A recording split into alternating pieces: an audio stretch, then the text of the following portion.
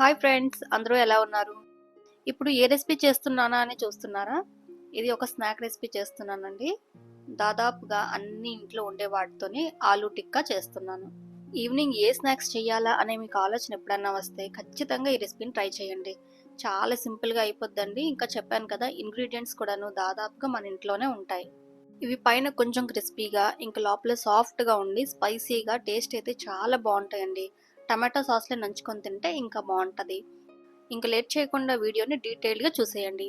ఇంకో విషయం అండి, ఛానల్ని సబ్స్క్రైబ్ చేసుకోండి, అలాగే వీడియోని లైక్ కూడా చేయండి. ముందుగా అయితే 3 బంగాళదుంపల్ని ఉడికించుకొని వీటికి తొక్కలు తీసుకొని ప్లేట్లో వేసుకున్నాను.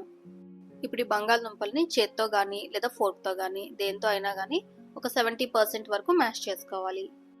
ఇప్పుడు ఈ బంగాళదుంపలోని తగినంత ఉప్పు వేసేయాలి. టేస్ట్ కోసం ఇందులోని 1 స్పూన్ కన్నా కొంచెం తక్కువ కారం, మనం కూరల్లో వేసుకుంటాం కదండి, ఆ కారమే వేస్తున్నాను.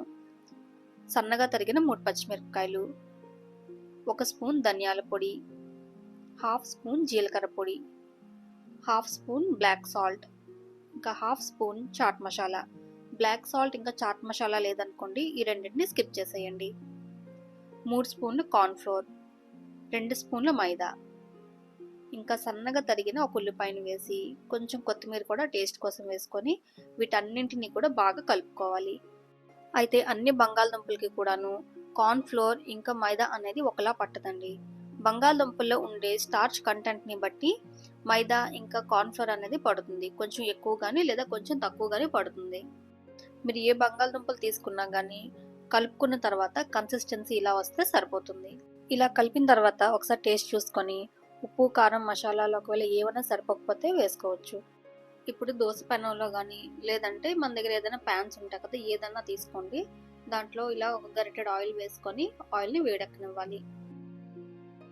అరచేతులకి లైట్గా ఆయిల్ అప్లై చేసుకొని బంగాళదుంప కలిపించుకున్నాం కదా, అది కొంచెం తీసుకొని దీన్ని ఫ్లాట్ అండ్ రౌండ్గా చేసి పెనం మీద వేసుకోవాలి. మిగిలిన టిక్కీల్ని కూడాను ఇదే విధంగా చేసుకొని ప్యాన్ చుట్టూ వేసేసుకోవాలి. టిక్కీల్ని ఫ్రై చేసుకునేటప్పుడు మాత్రం ఫ్లేమ్ని లోలో పెట్టుకొని చేసుకోవాలండి. అప్పుడే లోపల వరకు ఫ్రై అయ్యి పైన లేయర్ కూడా క్రిస్పీగా వస్తుంది. మనం ఇంట్లో ఫ్రై చేసుకునేవి ఏంటంటే ప్యాన్స్ కొంచెం చిన్నగా ఉంటాయి కదండి ఇంట్లో వాడుకునేవి. అందుకే మనం జాగ్రత్తగా ఉండాలన్నమాట, తొందరగా మాడిపోయే ఛాన్సెస్ అయితే ఉంటాయి. అదే మీరు షాప్స్లో గమనించండి, ఎప్పుడైనా వాళ్ళ దగ్గర పెద్ద తవాస్ ఉంటాయి. వాళ్ళు ఏం చేస్తారంటే 70-80% మాత్రమే ఫస్ట్ ఫ్రై చేసేసి అవి తవాకి చుట్టూ పెట్టి ఉంచేస్తారు. అవి తవాకి చివర్లో ఉండడం వల్ల ఎక్కువగా హీట్ తగలదు వాటికి. లో ఫ్లేమ్లో చాలా తక్కువ హీట్ ఉండడం వల్ల అవేంటంటే చాలా టైం పడుతుంది ఫ్రై అవ్వడానికి. మనం ఎప్పుడైతే ఆర్డర్ ఇస్తామో అప్పుడు అవి తీసి మనకి ఫ్రై చేసి ఇస్తారు మళ్ళీ. టిక్కీలు ఇలా 2 వైపులు కూడా ఫ్రై అయిపోయిన తర్వాత వీటిని ప్లేట్లోకి తీసేసుకోవాలి.